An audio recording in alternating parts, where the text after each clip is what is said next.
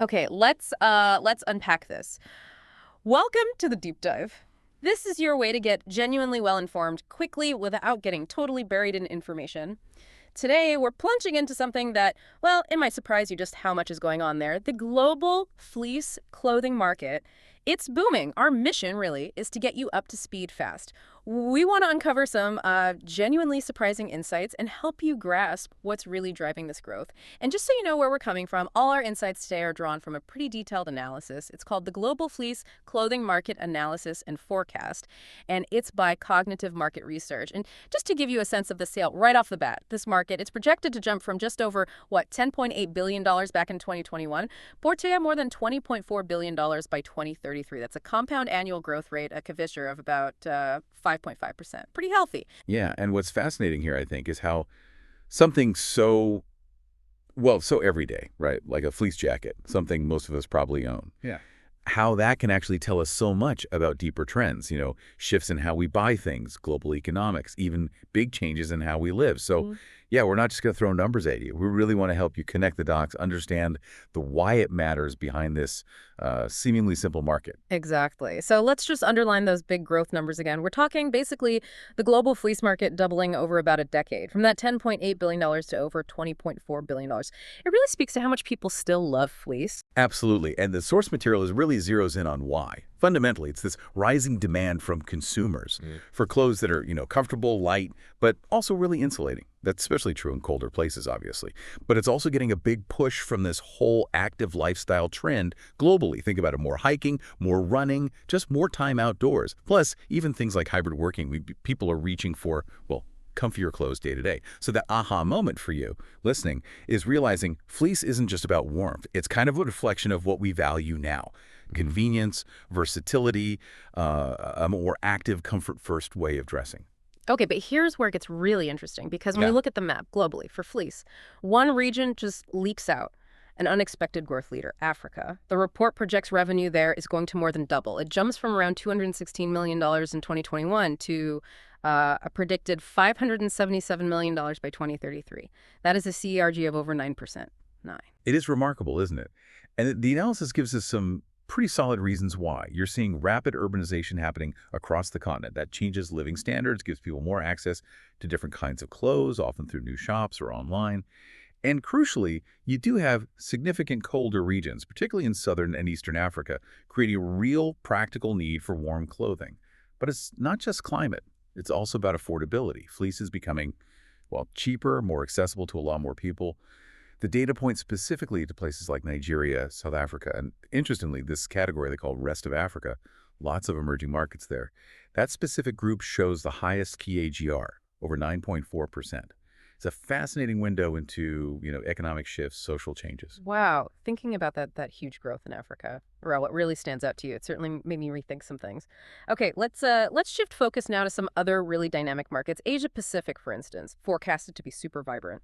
Revenue there climbing from just over $2 billion to more than $4.1 billion by 2033. That's growing at a key AGR of around 6.25%. Absolutely. Yeah. And within Asia Pacific, the report highlights China, India, and Japan as the main players. India, though, is the standout for speed. It's got the fastest regional CAGR at over 7%. And you can see why. You've got rising disposable income, sure, but also this fast-growing urban population with, changing tastes and fashion. Plus a huge expansion in retail. Think new shopping malls and especially e-commerce reaching way deeper into the country than ever before. And then you have places like Singapore, other parts of Southeast Asia also doing really well. That seems linked to rising lifestyle awareness, people wanting certain brands or looks. And like you said, e-commerce is massive there too. Makes it easy for younger, tech-savvy people to get hold of fashionable fleece. Right. And if we kind of pivot south from Asia, South America is also looking at pretty considerable expansion, going from about $703 million in 2021 to nearly $1.5 billion by 2033. That's a DAG of around 6.5%. Yeah, and in South America, Argentina is actually leading the pack, a notable key AGR there of just over 7%. Brazil and the rest of South America category are also showing strong growth.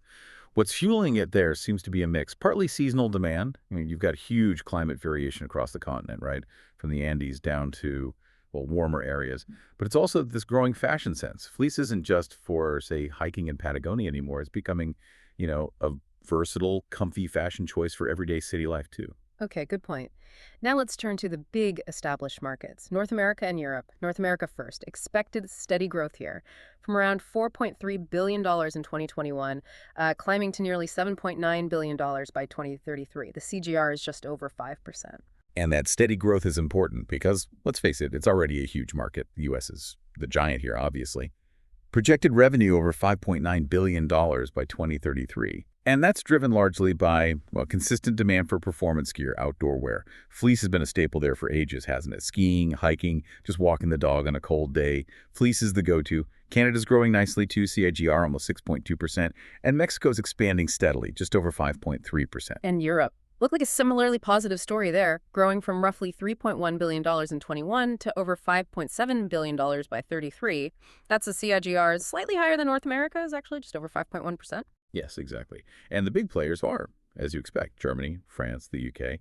France actually has a strong CAGR, almost 6%. We're also seeing decent growth in Italy and Russia. But what caught my eye is the rest of Europe category again. This includes a lot of Eastern European nations.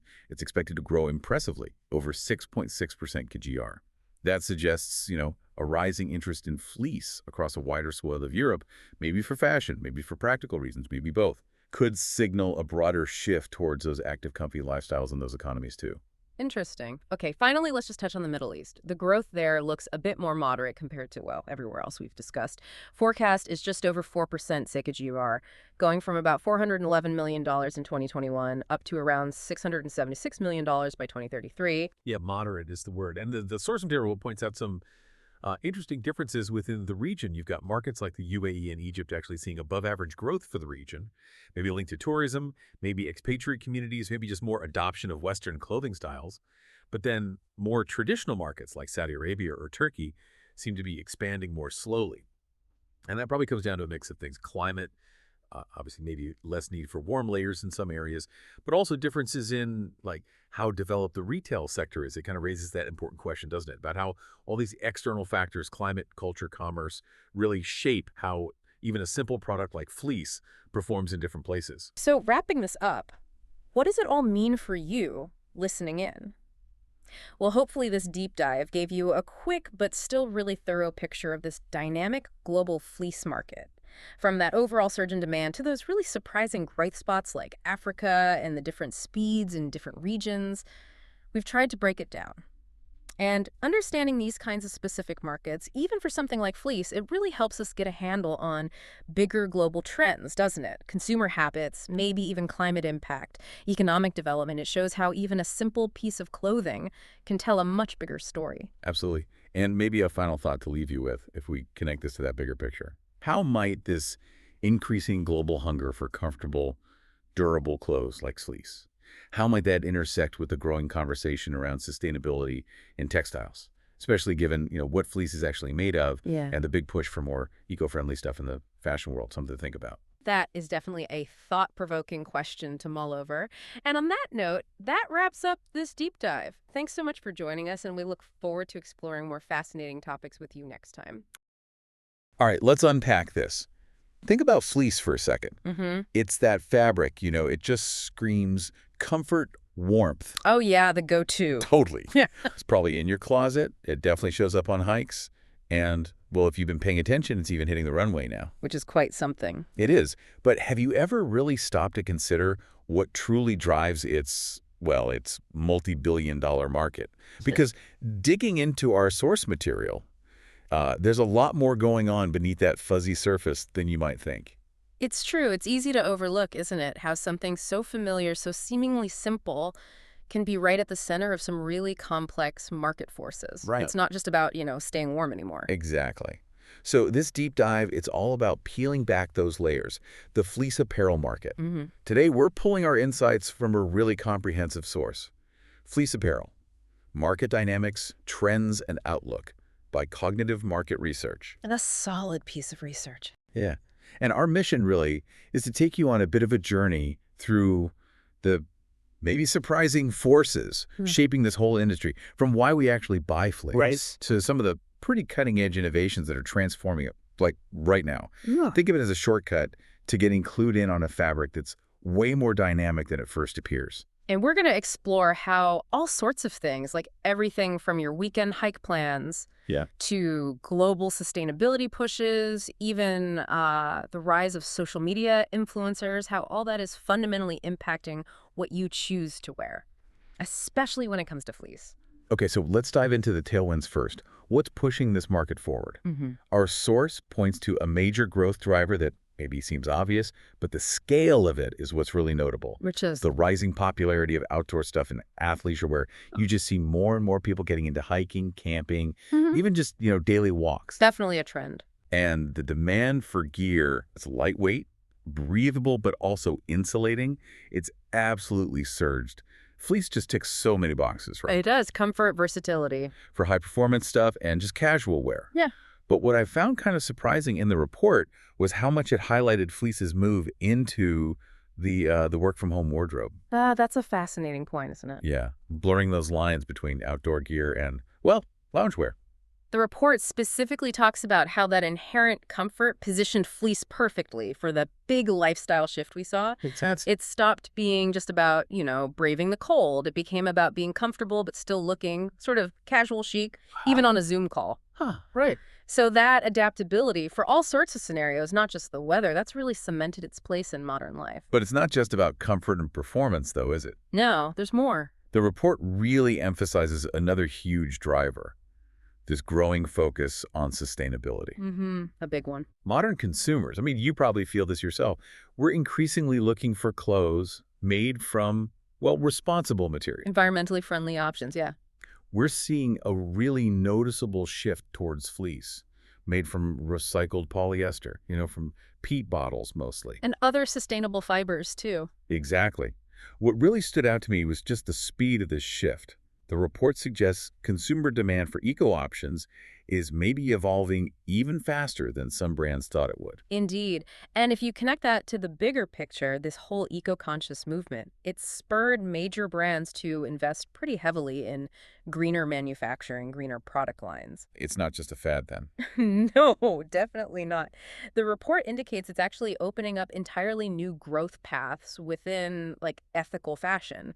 It's fundamentally changing how fleece gets made right from the start. There are even specific growth projections in there for recycled content. Interesting. And of course, you can't talk about market reach these days without talking about e-commerce. Oh, absolutely crucial. The rapid expansion of online shopping, digital retail channels, that's broadened the market massively. Huge impact. With the explosion of online platforms, social media, brands can now connect directly with people all over the world. They can do super targeted marketing campaigns. Right. And really capitalize on seasonal sales, influencer collabs, all that stuff. It's totally rewritten the playbook for how fleece is sold and marketed. Makes it accessible everywhere. You're spot on. That direct connection, often through really compelling visuals on, say, Instagram or TikTok, it lets brands react incredibly quickly to trends. And they can personalize their outreach, too. The report specifically calls out influencer marketing as a really powerful catalyst for sales, especially with younger crowds. Okay, so those are some powerful tailwinds pushing things forward. But the market isn't without its headwinds, is it? There are definitely some brakes on growth potential. Always are. Our source points to several restraints. One of the most obvious, maybe, is its seasonal nature. Yeah, that dependency. Sales of fleece gear, they naturally peak when it's cold. Demand stays pretty sluggish in tropical places or just during warmer months generally. True. And the report highlighted that while brands are trying to diversify, lighter fleeces, different uses, this is still a pretty stubborn hurdle. And that raises a really important question for the brands, doesn't it? How do you manage inventory? How do you keep revenue consistent year-round when your main product is so tied to the seasons? Yeah, they're tough. The report suggests this seasonal volatility can be a major headache for planning. And it often leads to those big end-of-season sales, which, can hit their profit margin. Right. And then there's the elephant in the room when you talk about synthetic fabrics. Environmental concerns. Yeah. The traditional reliance on synthetic polyester fleece. It raises issues like microplastic pollution when you wash it, the bigger ecological footprint of petroleum-based textiles. Definitely. Sustainability advocates have been pretty vocal about this.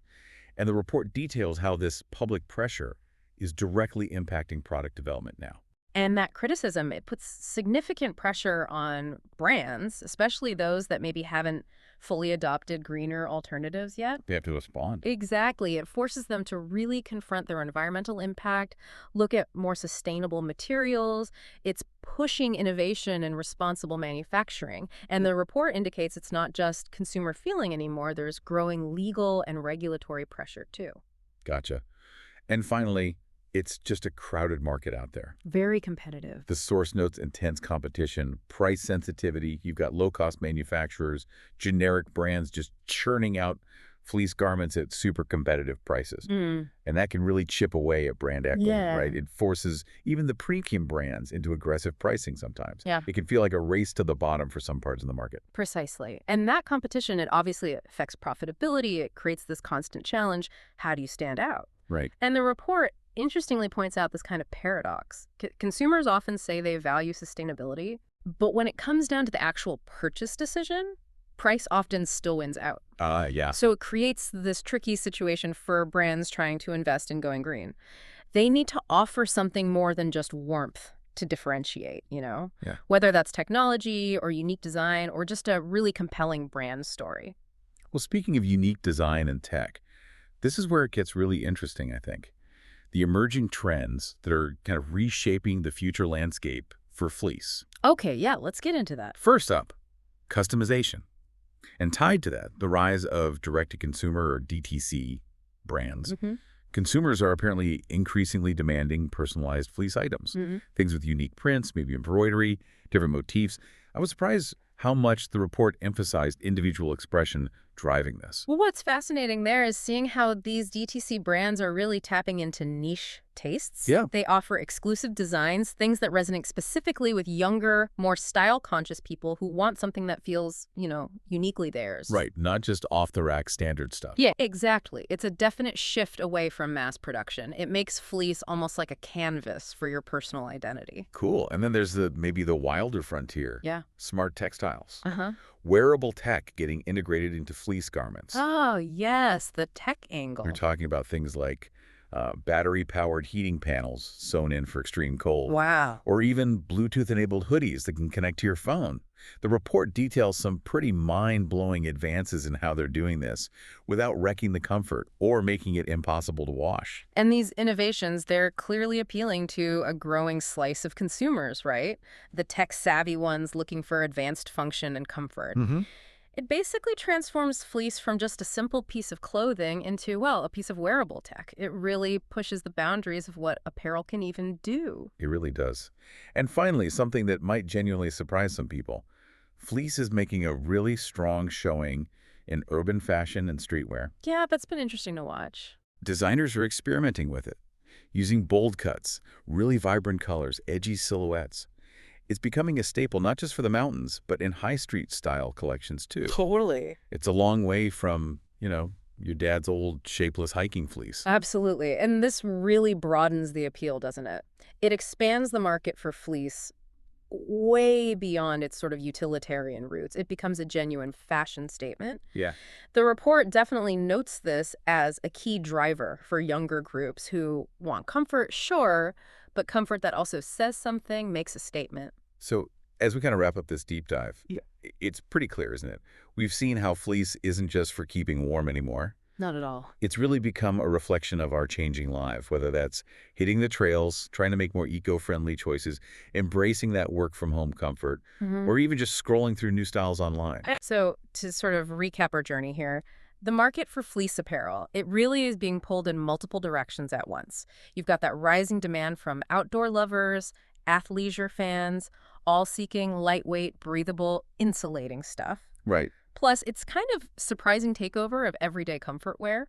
Then there's that huge and rapidly speeding up shift towards sustainable materials like the recycled polyester from PET bottles. Yeah, the eco angle. And of course, the massive reach of e-commerce and super targeted marketing changing how fleece even gets to you.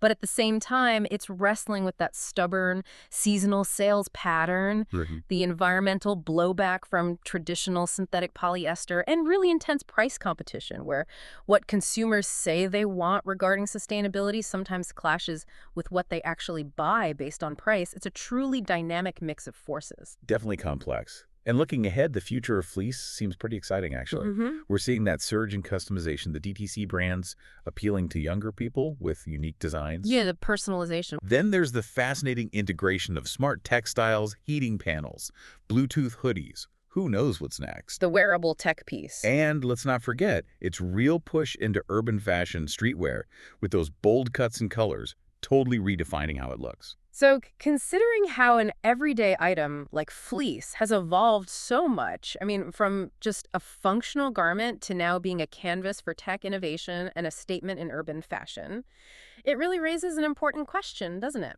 What's that? What other seemingly simple products around us are maybe poised for similar radical transformations, driven by shifting consumer desires, new technology, and importantly, that growing environmental consciousness?